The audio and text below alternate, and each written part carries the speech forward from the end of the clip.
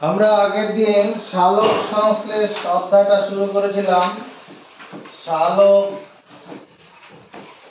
সংশ্লেষ সালোক সংশ্লেষ আসলে ব্যাপারটা কি? সবুজ উদ্ভিদের খাদ্য তৈরির প্রক্রিয়া। খাদ্য তৈরির প্রক্রিয়া কি?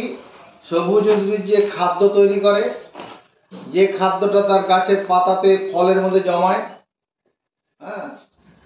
সে খাদ্য কিভাবে তৈরি করে সেটা আজকে আমরা পড়তে যাচ্ছি। তো সালোক সংশ্লেষ সংজ্ঞাটা কি পড়েছিলাম? যে শারীরবৃত্তীয় প্রক্রিয়ায় সবুজ উদ্ভিদ সূর্যালোকের উপস্থিতিতে পরিবেশ থেকে গৃহীত জল ও কার্বন ডাই অক্সাইডের রাসায়নিক বিক্রিয়ায় গ্লুকোজ উৎপন্ন করে বা সরল শর্করা গ্লুকোজ উৎপন্ন করে এবং উপজাত পদার্থ হিসাবে গৃহীত কার্বন ডাই অক্সাইডের সমায়তনের অক্সিজেন পরিবেশে মুক্ত করে, তা হলো সালোক সংশ্লেষ। এই যে সালোক সংশ্লেষ প্রক্রিয়াটা সবুজ উদ্ভিদের ক্ষেত্রে দুটো পর্যায় সম্পন্ন হয়। সবুজ উদ্ভিদের সালোক সংশ্লেষ প্রক্রিয়াটি সবুজ উদ্ভিদের সালোক সংশ্লেষ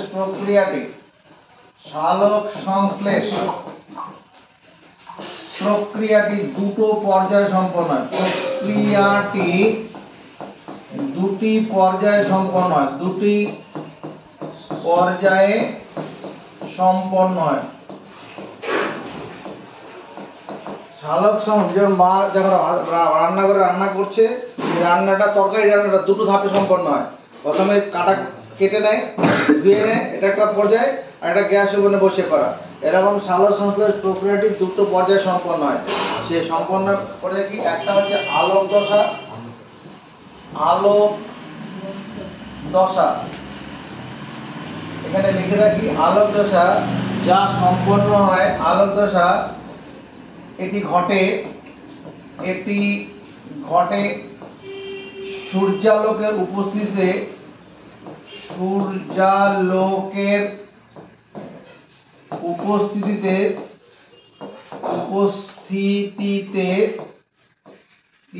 স্ট্রোমাতে। এখানে স্ট্রোমা বলতে অসুবিধা হয়, তাহলে ক্লোরোপ্লাস্টের স্ট্রোমাতে। ক্লোরোপ্লাস্টের স্ট্রোমাতে।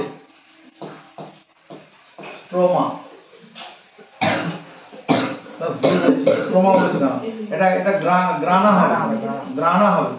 ক্লোরোপ্লাস্টের গ্রানাতে। স্ট্রোমাতে না, স্ট্রোমাতে অন্ধকার বিক্রিয়াটা হবে।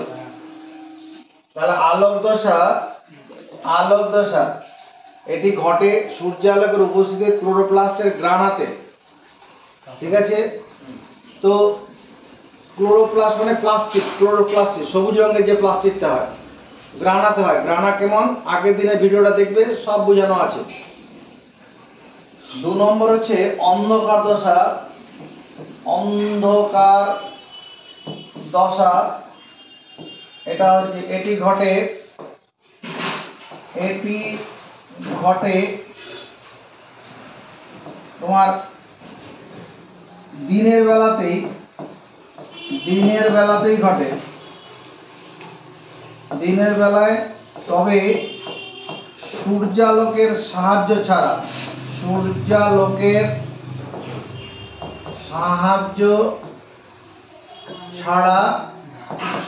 ক্লোরোপ্লাস্টের স্ট্রোমাতে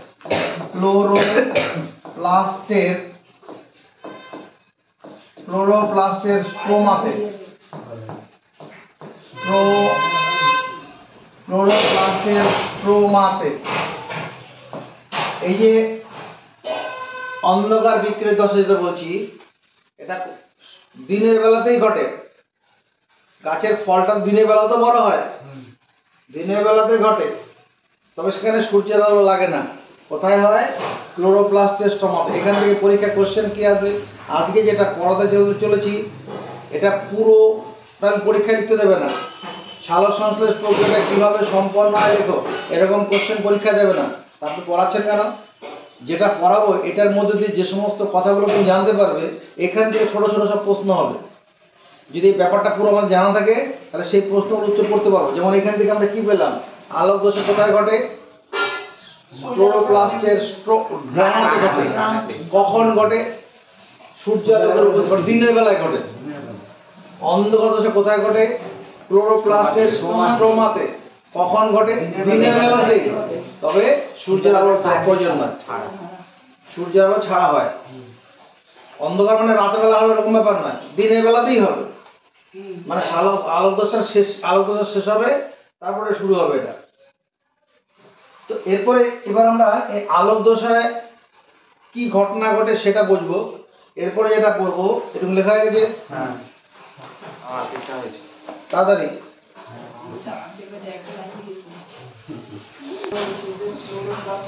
এই সালোক সংশ্লেষ প্রক্রিয়াটা বোঝার জন্য আমরা কি করি, প্রথমে এখানে হেডলাইন দেই আলোক দশা। আলোক দশা, আলোক দশা দেওয়ার পরে আলোক দশায় কি ঘটনা ঘটে সেটা বোঝাবো। তা এটা বোঝানোর জন্য আমার সঙ্গে সঙ্গে করো, এরকম একটা দাগ টেনে নাও, গাছের পাতা বানাবো আর কি। কোনো পেন্সিল লাগবে না, তোমার যা আছে তাই দিয়ে কাজ চালাও। এটা পাতার মাঝের শিরাটা করছি।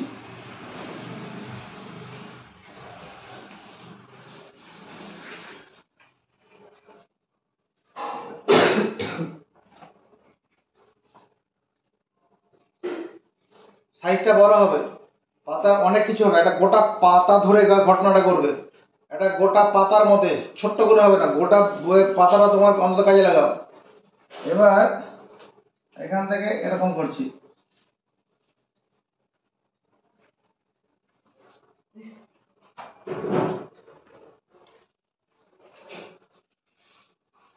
গোটা পাতাটা বানালাম।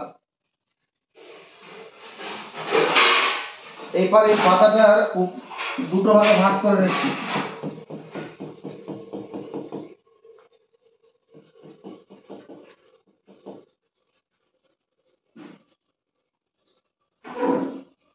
এবার উপরের দিকে যে ভাগটা আছে, এই উপরের ভাগটা যা যা ঘটবে সেটা হচ্ছে আলোক দশা, আর নিচের দিকে যেটা ঘটবে সেটা হচ্ছে অন্ধকার দশা। এদিকে তাকাও, আমি এই উপরে যে সমস্ত ঘটনাগুলো দেখাবো সেটা আলোক দশার জন্য হবে, আলোক দশা। আর নিচে যে ঘটনাগুলো ঘটবে সেটা হচ্ছে অন্ধকার দশা, অন্ধকার দশা।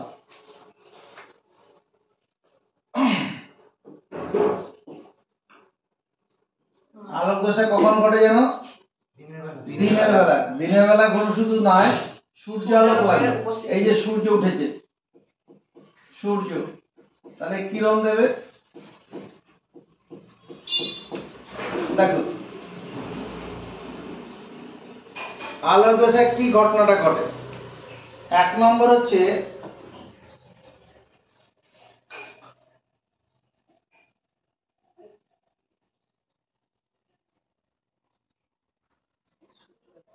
সূর্যালোকের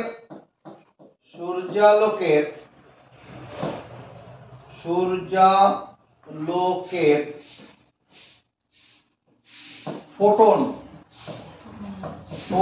কণা মধ্যনায়িকা, সূর্যালোকের ফোটন কণা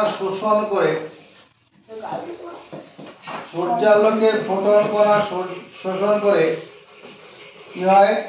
ক্লোরোফিল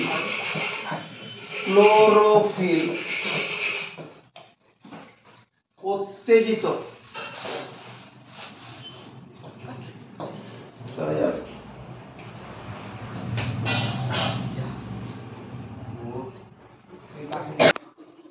আলোক দশায় কি ঘটনাটা ঘটে আগে লেখাগুলো বোঝো, মুখস্থ করবো, তারপরে লিখবো। এক নম্বর, সূর্যালোকের ফোটন কণা শোষণ করে, সূর্যালোকের ফোটন কণা শোষণ করে ক্লোরোফিল ক্লোরোফিল কি হবে? সূর্যালোকের ফোটন কণা শোষণ করে ক্লোরোফিল যখন যুদ্ধক্ষেত্রে সেনাবাহিনীরা যুদ্ধে নামে তখন ওদের যে কমান্ডারের দায়িত্ব হচ্ছে যে যারা ফিল্ডে অ্যাকশনে নামবে তাদের কানে এমন এমন সব কথা ঢোকানো যার ফলে সামনে আগুনে ঝাঁপ দিতেও আর কোনো মানে থাকবে না, যে যারা ফৌজি যারা রয়েছে সামনে এগিয়ে যাবে, কোনো রকম বিপদই মনে করবে না। দেশকে প্রাণ বাঁচানোর, দেশের মাটিকে বাঁচানোর জন্য, দেশের মা বোনদের বাঁচানোর জন্য পুরো সামনে ঝাঁপিয়ে পড়বে, এমন সব কথাবার্তা শোনাবে। কমান্ডারের দায়িত্ব ওটা। সামনে গিয়ে এরকম সূর্যালোকের ফোটন কণা শোষণ করে ক্লোরোফিল কি হবে? তেজময় হয়ে ওঠে। ক্লোরোফিল তেজময় হয়,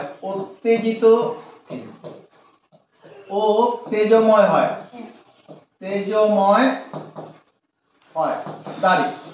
এবার যখন সেনাবাহিনী যখন উত্তেজিত তেজময় হয়ে উঠবে তখন কি করবে?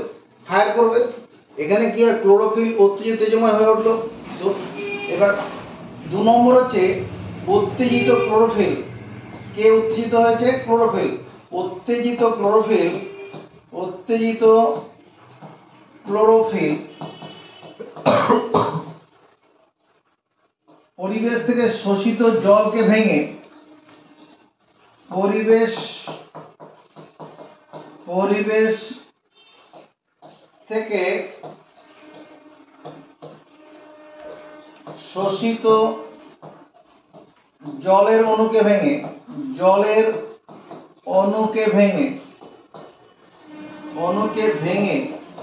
কি করে? H+ এবং OH- আয়নে পরিণত করে। কথাটা মুখস্থ করো, আয়নে পরিণত করে। উত্তেজিত ক্লোরোফিল পরিবেশ থেকে শোষিত জলের অণুকে ভেঙে H+ এবং OH- আয়নে পরিণত করে। জলের অণু কোথা থেকে আসবে? উদ্ভিদ তার মূললোম দিয়ে জল শোষণ করেছে, সেই জল জাইলেম কলাতে উঠে এসছে। এই যে জাইলেম কলা, এর ভিতরে শিরাটা জাইলেম কলা, এইভাবে জলটা যাচ্ছে। এখানে পরিবেশ থেকে যে জলটা এলো, এই যে জলটা উপরের দিকে উঠছে, এখানে উপর দিকে উঠছে, এই পাতার শিরার মধ্যে দিয়ে যাবে, এগুলো সব শিরা, উপশিরা। এখানে জলটা যাচ্ছে। আর এখানে আমার এখানে কি ছিল? ক্লোরোফিল অণু ছিল। ক্লোরোফিল, উত্তেজিত ক্লোরোফিল। এইরকম জায়গায় একটা ক্লোরোফিল অণু আছে, এটা ক্লোরোফিল।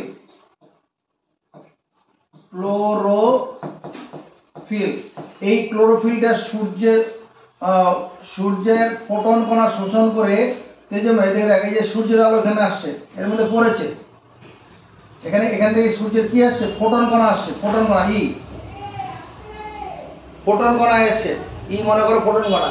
এই ফোটন কণা শোষণ করে ক্লোরোফিল কি করবে? উত্তেজিত হয়ে পড়বে। এবার এই উত্তেজিত ক্লোরোফিল যখন এই জলটা এখানে গিয়ে পৌঁছাবে, এর কাছে যখন জলটা গিয়ে পৌঁছাবে, এই যে জলটা যখন এখানে গিয়ে পৌঁছাবে তখন এই জলটাকে কি করবে? এখানে যখন এই জলটা উত্তেজিত ক্লোরোফিল পাবে তখন এটাকে ভেঙে একটা H+ করবে আর একটা OH- আয়নে পরিণত করবে। H+ আর OH- আয়নে পরিণত করে। এইটুকু মুখস্থ করো। পরিবেশ প্রথমে ক্লোরোফিল উত্তেজিত হয়, তারপর 2 নম্বর কাজ উত্তেজিত এবং তেজময় হয়ে রেখে থাকে। যখন জলের অণুকে পাবে তখন জলকে ভেঙে H+ এবং OH- আয়নে পরিণত করে। এই বিক্রিয়াটা কিরকম? এই যে জল, এখানে উত্তেজিত ক্লোরোফিল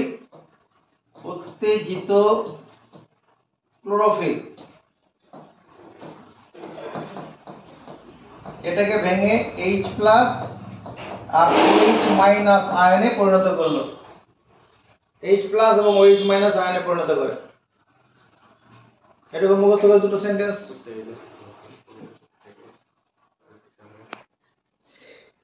এই যে জল ভেঙে H+ OH- আয়নে পরিণত হলো, এই ঘটনাকে বলে ফটোলিসিস। এই যে জলের অণু ভেঙে H প্লাস OH মাইনাস আয়নে পরিণত হওয়া এই ঘটনাকে কি বলে? জলের অণু ভেঙে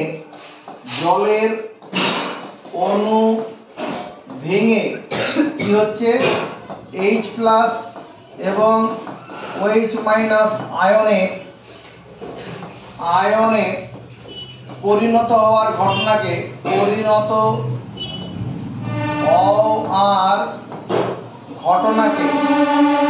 ঘটনাকে বলে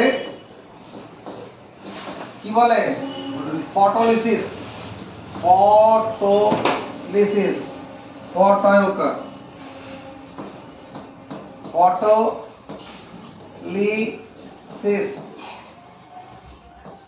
বা ফটোলাইসিসও বলে। ফটোলিসিস বা ফটোলাইসিস করবে।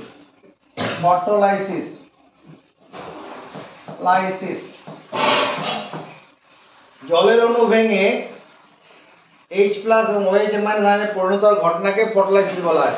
যদি বলে ফটোলাইসিস কাকে বলে, তাহলে এটা লিখতে হবে, জলের অণু ভেঙে H প্লাস OH মাইনাস আয়নে পরিণত হওয়ার ঘটনাকে ফটোলাইসিস, তার সঙ্গে এই বিক্রিয়াটার পর দিয়ে দিতে হবে। হলো? তাহলে এখান থেকে আমরা কি যদি বলে ফটোলাইসিস কাকে বলে, উত্তরটা পেয়ে গেলাম। জলের অণু ভেঙে H প্লাস এবং OH মাইনাস আয়নে পরিণত হওয়ার ঘটনাকে ফটোলাইসিস, আর বিক্রিয়াটা এখানে নিচে বসিয়ে দেবো। আলোক দশা আর কি ঘটনা ঘটে? আলোক দশাতে এরপরে যে ঘটনাটা ঘটে এটা লেখা হয়ে গেছে।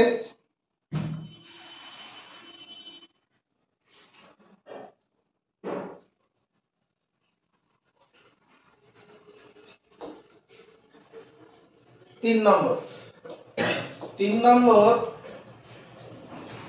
পাতার কোষে অবস্থিত। আচ্ছা, এর সঙ্গে এটা ওই কথাটা হবে। ওই 3 নম্বর হচ্ছে OH মাইনাস আয়ন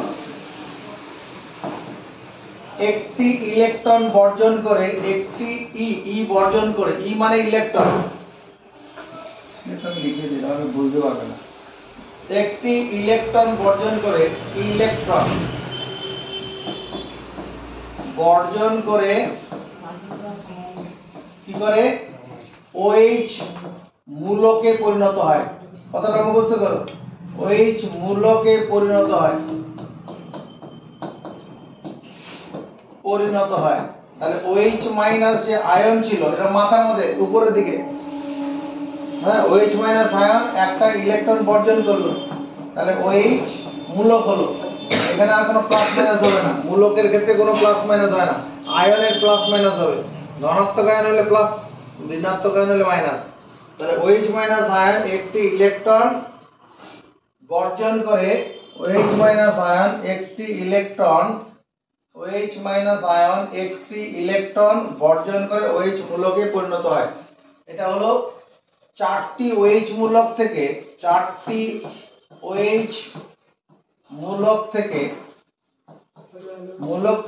এক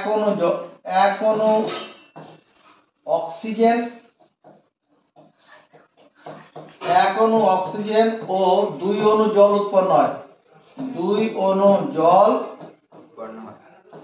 উৎপন্ন হয়। দাঁড়ি উৎপন্ন অক্সিজেন কি হয়? পত্ররন্ধ্র দিয়ে পরিবেশে ছড়িয়ে পড়ে।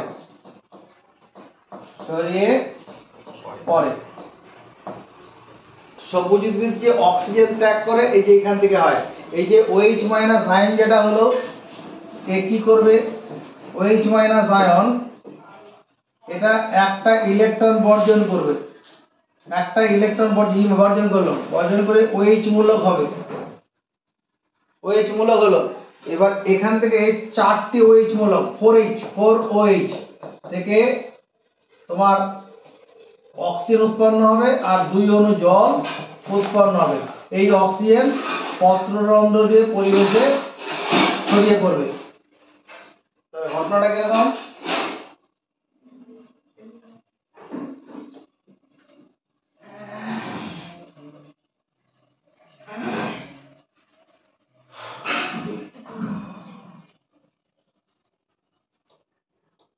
ছড়িয়ে পড়ে এখানে OH মূলক ছিল, OH আয়ন ছিল, একটা ইলেকট্রন বর্জন করলো, OH মূলক হলো। এরকম 4টি OH মূলক 4OH থেকে তোমার 2 অণু জল হবে আর 1 অণু অক্সিজেন হবে।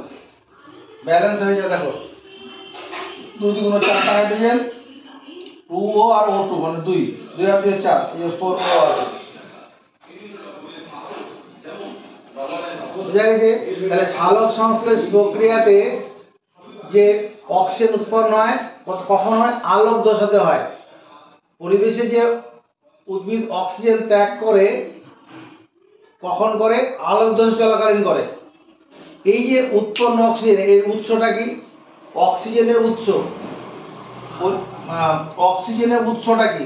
অক্সিজেনের উৎস এই যে সালোক সংশ্লেষ প্রক্রিয়া অক্সিজেন উৎপন্ন হলো, এর অরিজিনটা কোথায়? এর উৎস হলো পরিবেশের জল। পরিবেশের জল, জলকে ভেঙে দিতে হয়েছে। জল না পেলে কি হতো? চলাটা মুখস্থ করি বাদিকটা। আলোক দশাতে আরেকটি ঘটনা ঘটে। আলোক দশা আরেকটি ঘটনা কি ঘটে? পাতার কোষে অবস্থিত, পাতার কোষে থাকা ADP অ্যাডিনোসিন ডাইফসফেট,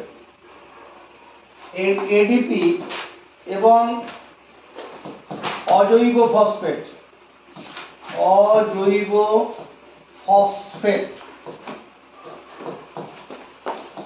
ও সৌরশক্তি মিলে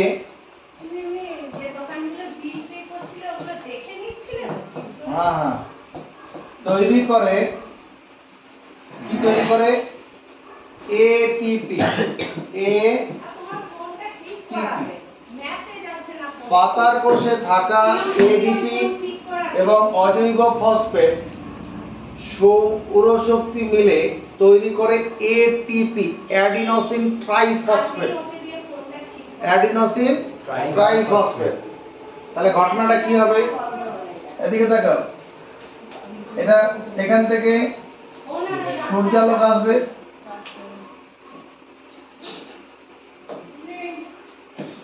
সৌরশক্তি এলো, আর পাতার কোষে মনে করে এখানে আছে কি? এখান থেকে যাবে ADP অ্যাডিনোসিন ডাইফসফেট, আবার অজৈব ফসফেট PI। এই তিনটা মিলে এখান থেকে তৈরি হয় কি? ATP adenosine triphosphate. এই অ্যাডিনোসিন ট্রাইফসফেট হচ্ছে তোমার সালোক সংশ্লেষ প্রক্রিয়ায় উৎপন্ন প্রথম এই ATPর মধ্যে সৌরশক্তি প্রথমে স্থৈতিক শক্তি রূপে জমা হয়। ATP মানে সালোক সংশ্লেষ ফটোফসফোরাইলেশন।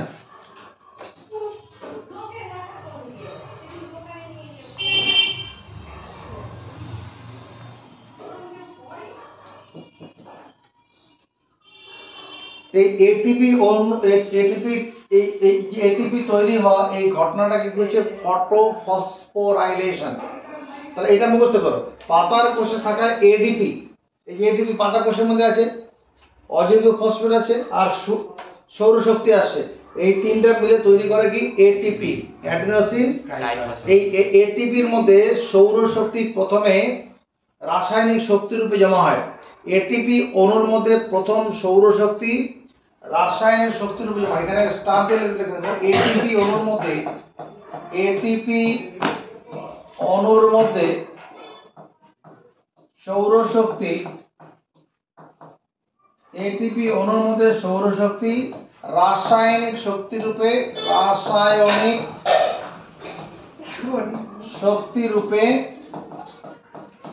আবদ্ধ হয়। ATP অণুর মধ্যে সৌরশক্তি রাসায়নিক শক্তি রূপে আবদ্ধ হয়। মুখস্থ করো।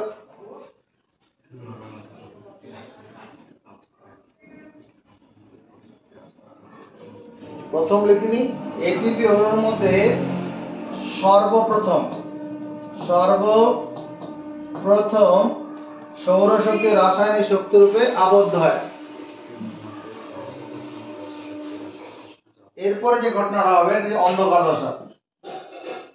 অন্ধকার না আরেকটা জিনিস হবে, তো আরেকটা ঘটনা হবে আলোক দশাতে। আরেকটা 5 নম্বর ঘটনা হবে কি, পাতার কোষে থাকা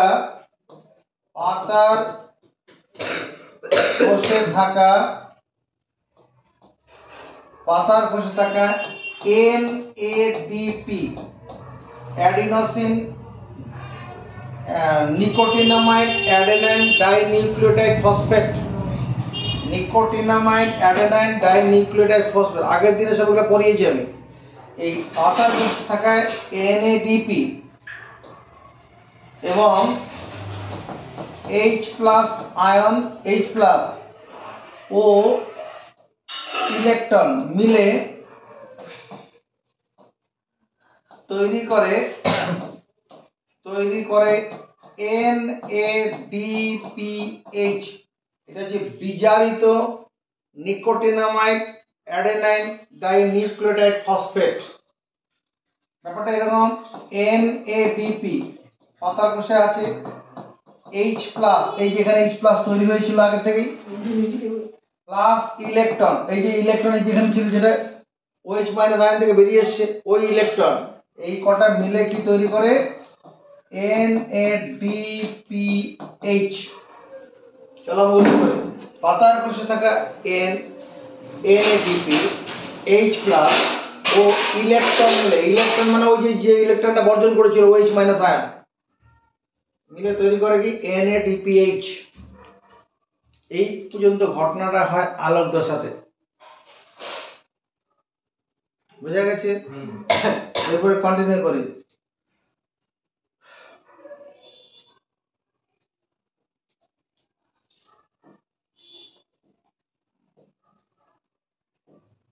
অন্ধকার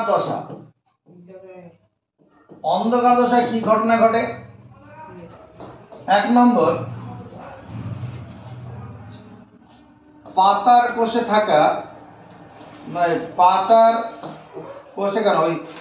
পাতার স্ট্রোমাতে থাকা স্ট্রোমাতে থাকা RUBP রিবেলোজ বিসফসফেট এবং পরিবেশ থেকে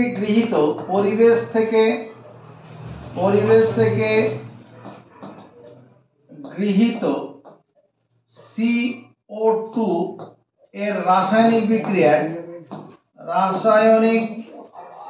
বিক্রিয়ায়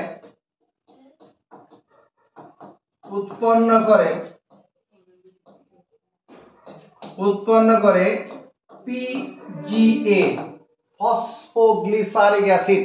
তার মানে কি, এখানে মনে করো স্ট্রোমা আছে, এটা স্ট্রোমা, মনে করো স্ট্রোমা। এই স্ট্রোমা এখানে কি আছে RUBP, এটা মনে করো RUBP আর পত্ররন্ধ্র দিয়ে কি ঢুকেছে CO2, এরা মিলে তৈরি করবে কি PGA ফসফোগ্লিসারিক অ্যাসিড। অন্ধকার দশার প্রথমেই ঘটনা ঘটে, পাতার স্ট্রোমাতে থাকা RUBP এবং পরিবেশ থেকে গৃহীত CO2 এর রাসায়নিক বিক্রিয়ায় উৎপন্ন হয় PGA ফসফোগ্লিসারিক অ্যাসিড। বুঝতে হয়েছে? 2 নম্বর, এই যে PGA আর আলোক দশায় উৎপন্ন হয়েছিল ATP। আর একটা জিনিস এখানে হয়েছিল না, এই যে H+, তারপরে NADPH আর তার সঙ্গে ইলেকট্রন এসেছিল, এই কটা মিলে তৈরি করেছিল NADPH।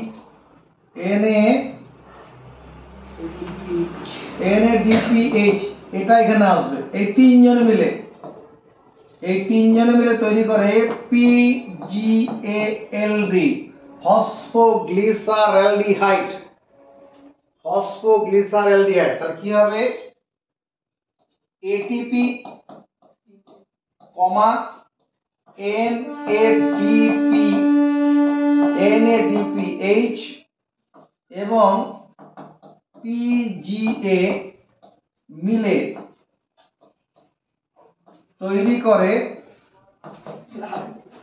করে PGALD, ফসফোগ্লিসারেলডিহাইড।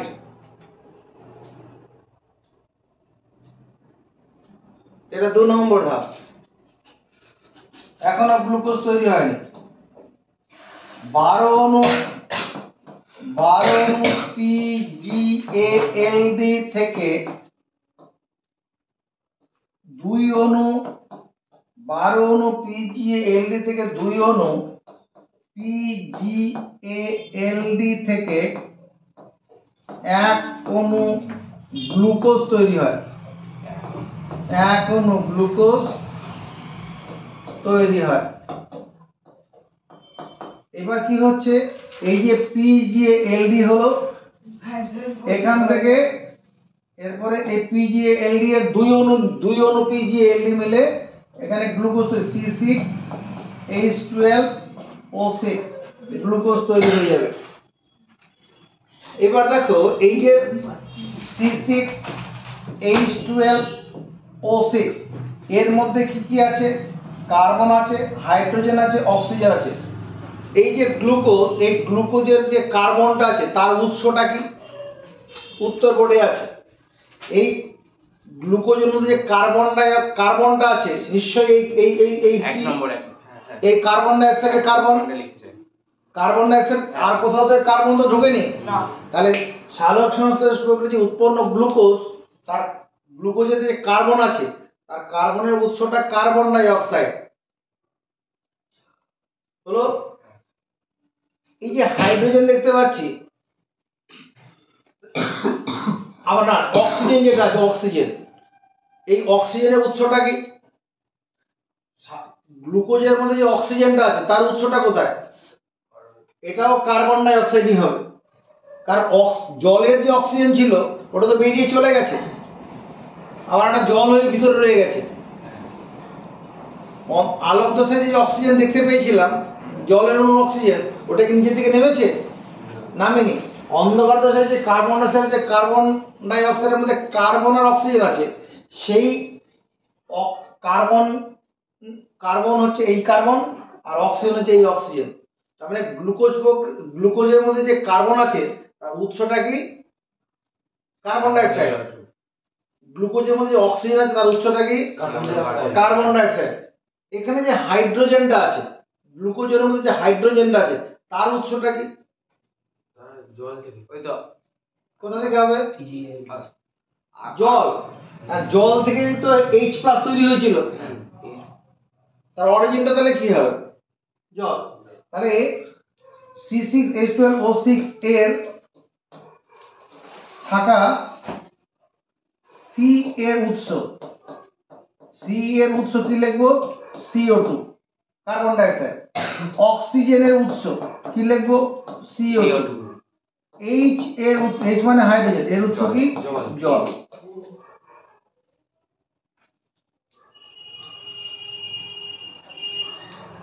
বোঝা গেছে? এরপরে যেটা আমরা পড়ব, এই যে আলোক দশা অন্ধকার দশা যে ঘটনাটা ঘটলো, এই দুটোর মধ্যে পার্থক্যটা কোথায়? আলোক দশাতে এটা সূর্য আলোকের প্রয়োজন, অন্ধকার দশা সূর্য আলোকের প্রয়োজন নেই। এটা আলোক দশা ক্লোরোপ্লাস্টের গ্রানাতে ঘটে, অন্ধকার দশা ক্লোরোপ্লাস্টের স্ট্রোমাতে ঘটে। আলোক দশার ফলে কি অক্সিজেন পরিবেশে মুক্ত হয়, আর অন্ধকার দশায় পরিবেশ থেকে কার্বন ডাই অক্সাইড গৃহীত হয়। এগুলো মুখস্থ করে নেব। স্যার ওই যে ওইটা কি লিখেছে? ওই যে 12 অণু থেকে ওইটা কত লিখেছে? 2 অণু 12 অণু থেকে 2 অণু। উপরে পর্যন্ত লেখা আছে তো? হয়ে গেছে।